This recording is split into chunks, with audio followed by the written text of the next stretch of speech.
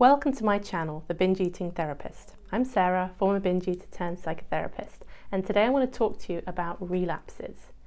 And what I mean by relapse is just any time that you've gone through a period of feeling like you were doing really well, and then the binge eating feels like it's just come back.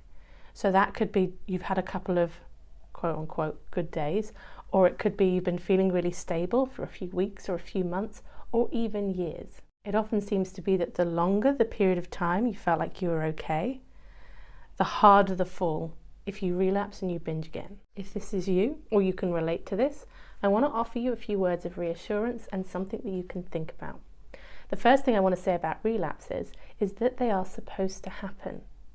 Recovery isn't just about figuring out how not to binge, it's also about figuring out how to rebalance yourself when you feel like you've fallen down. There's a really well-used, maybe overused example of when kids learn to walk and they fall over a lot and they have to pull themselves back up again. It's the pulling themselves back up to their feet that creates the strength, not the walking.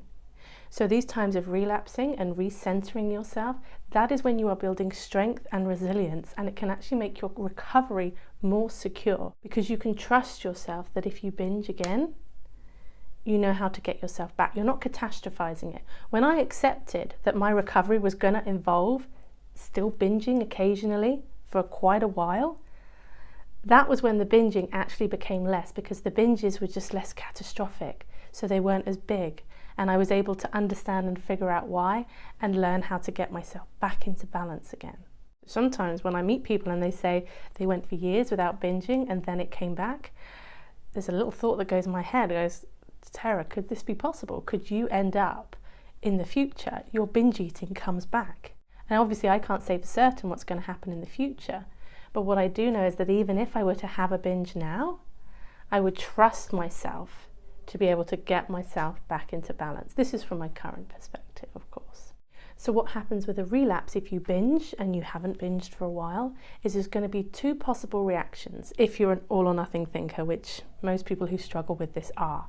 One is going to be to tumble into despair, to beat yourself up. I can't believe I did it again. I'm weak. I failed. I was just kidding myself to even think that I could ever recover from this. This is who I truly am. This is horrible ball of guilt and shame. Or the other option is to go, oh gosh, I binged again, but I'm not going to look at that. I'm going to pretend it didn't happen, and I'm just going to try harder and make sure I don't do it again. Both of those responses can be problematic. The first one, because if you've ever seen the binge eating cycle, what happens after the binge is there's guilt and shame, which then creates this sense of tension and panic around food, which makes us want to control. And when we get into that state, that's when we're vulnerable to binge urges. Then the urge comes, we binge again, guilt and shame, panic, I want to control, triggers the next binge urge. So this is why how you respond when you're in a relapse is everything. It's going to dictate what happens next. But also, kind of acting like it didn't happen and it doesn't matter and it was just one of those things may mean that you missed something that was going on that triggered the binge. So what we need to do when something like this happens is investigate.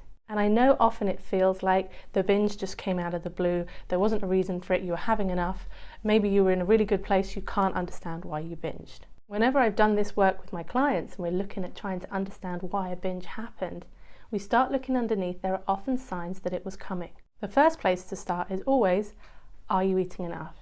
The second place is there a sense of deprivation? Was there a food rule that got broken and then you panicked and that was what led to the binge? Another common one that people miss at the time is something happened that triggered a sense of shame. Binging often seems to come back after somebody has had a really poor body image moment. Maybe you saw a photograph of yourself or you weighed yourself, and again, panic, tension, urge to binge, and that's how it came back. Could have been a moment of shame that was nothing to do with your body or food. Yet how you've dealt with shame in the past is to try to control and make yourself better. So there was a sense of trying to control food again, which triggered binging. Or maybe you felt distressed by something or shamed by something and you turned to food to try to get away from those feelings. There are a whole load of possibilities of what might have been going on, but I know that sometimes we still can't get there. Sometimes we still might not know why the binge happened. And if we can't find a reason, we can't find a reason. I guess there's something about trusting that maybe there was something going on outside of your awareness that has created this situation where you binged. So it could be, okay, I don't know, and it's really hard not to know why I binged, but don't come to the conclusion that the reason you binged is just because it's you, just because you're not disciplined enough, just because you are greedy or out of control, or whatever it is that you tell yourself about yourself. That's not going to be a helpful conclusion. It's just going to create more shame. So if you don't know, there's something about accepting the discomfort of going, I binged and I don't know why. So the question then becomes, what is it that I need to do or I need to focus on to reduce the chances of it happening again? This is not, I'm just going to try harder not to binge, because chances are there's something going on outside of your awareness, and if you just try harder, you're going to miss that. So I've done videos about intention settings, what to do after a binge. There's a whole playlist on my channel called Just Binged. And it will go through some of the things more specifically that you can do after a binge to get yourself back into balance. But for me, some of the intentions and things that I needed to do if I felt like I'd had a relapse was to, okay, from this moment onwards, I'm going to slow down. I'm going to distract myself less. I'm going to plan some delicious food and make sure that I'm eating enough. I'm going to check in with where my focus might have been around weight loss or changing my body and coming back to acceptance of my body in this moment. Because if you're in that place where you're in a fight with your body, food is going to become part of that fight, because we know how much food can impact our bodies. It's basically, in whatever way it looks like for you, how after you've binged you show up for yourself. Because sometimes the urge is to disconnect from ourselves and disconnect from our bodies because we don't feel good. But binge eating is like the ultimate in disconnection. And I'm a big fan of connection as a way to bring us back.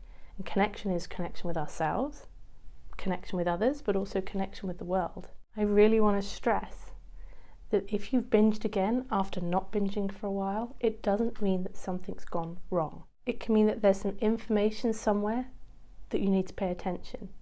It could mean this is an opportunity to learn something about yourself and about your relationship with food. If we can trust that binge eating is trying to perform a function for us, even if it isn't actually helpful, then I think we can approach it with a much more curious and compassionate lens. That is going to open up our minds to being able to see more than when we're in that closed down, shame-filled, guilt-ridden place about it. You're not broken.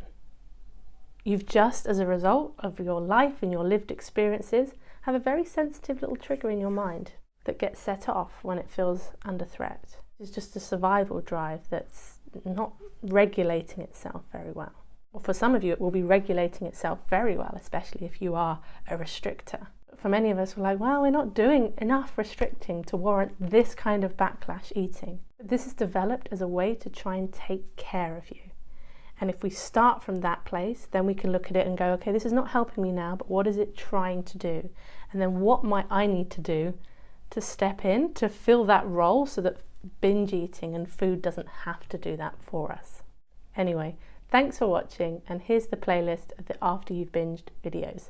Hope you find them useful. Take care, and I will see you on the next video.